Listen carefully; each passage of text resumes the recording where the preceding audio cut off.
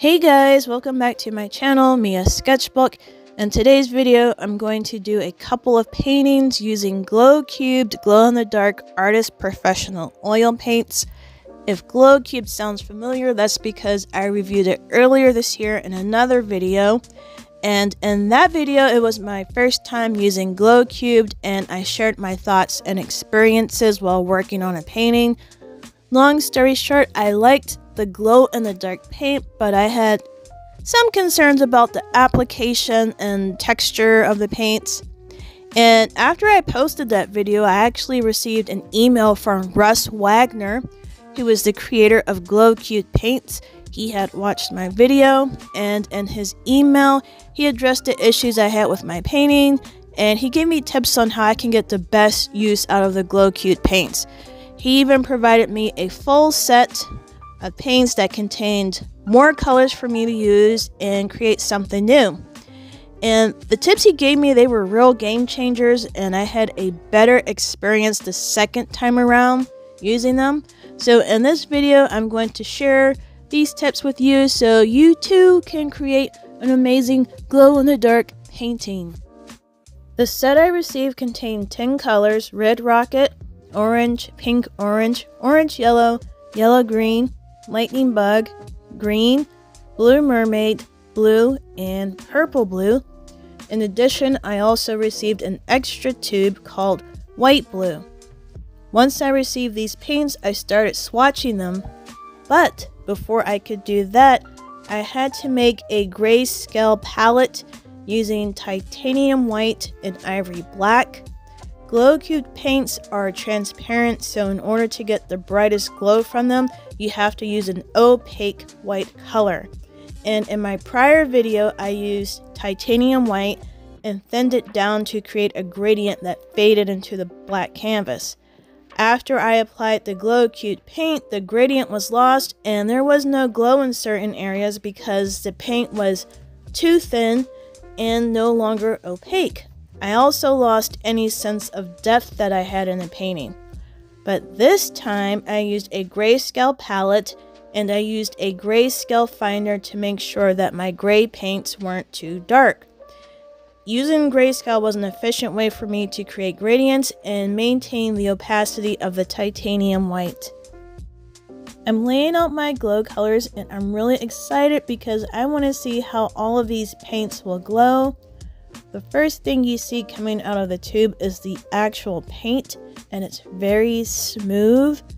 The formula for these paints has been refined, so the consistency of this newer version is smoother, less gritty, doesn't have a lot of oil spilling out, and doesn't require stirring. Another thing I want to point out is that the grittiness in these paints come from the actual glow crystals that are mixed in with the pigment. So, let's turn off the lamp and see how much these colors glow.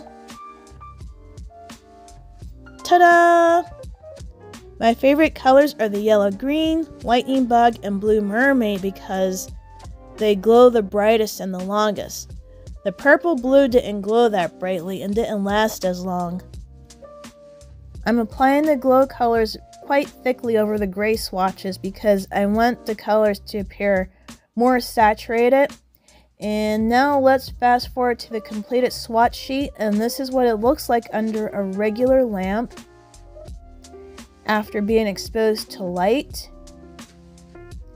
Now I'm using my black light, and after I turn that off, you can see how much brighter and brilliant the glow paint is.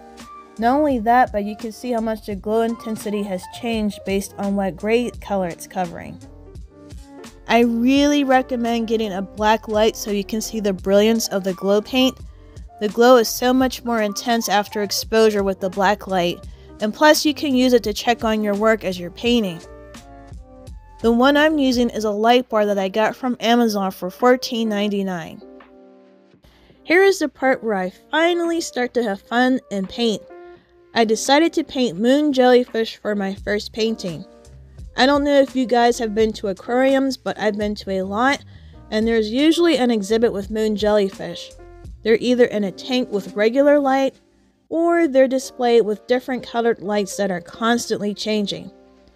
I enjoy watching the jellyfish float around and change colors, and I wanted to capture that same image in the form of a painting, so I figured I could do that with the Glow Cubed paints.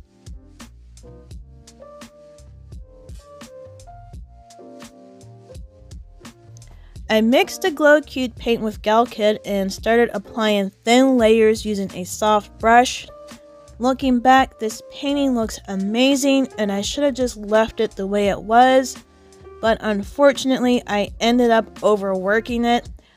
I ended up drawing outlines around the jellyfish with titanium white, and the jellyfish just didn't have that soft glow anymore and they looked kind of hard, not as soft.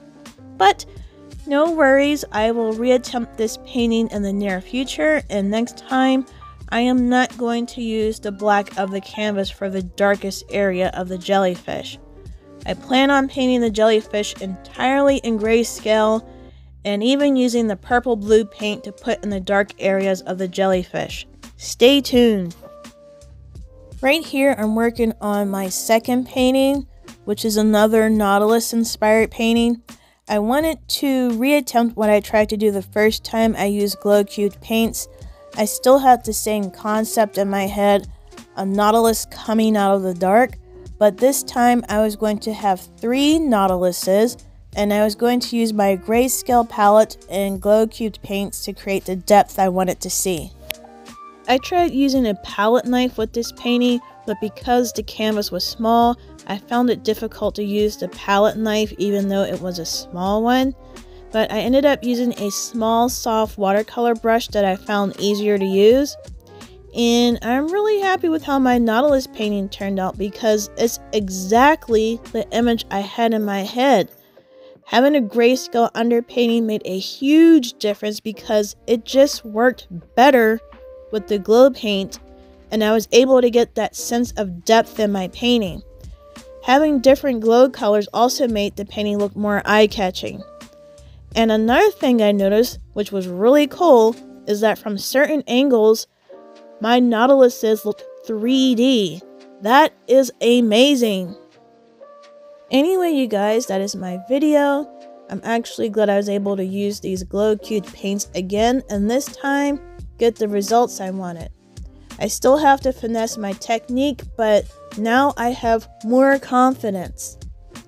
If you're interested in trying Glow Cubed paints, I'll provide a link in the description. It'll take you to Amazon. And if you've already tried Glow Cubed before, let me know in the comments. I want to thank Mr. Wagner again for giving me advice and sending me the paint set with all of those lovely colors. And thanks to all of you for stopping by and watching. See you next time. Bye.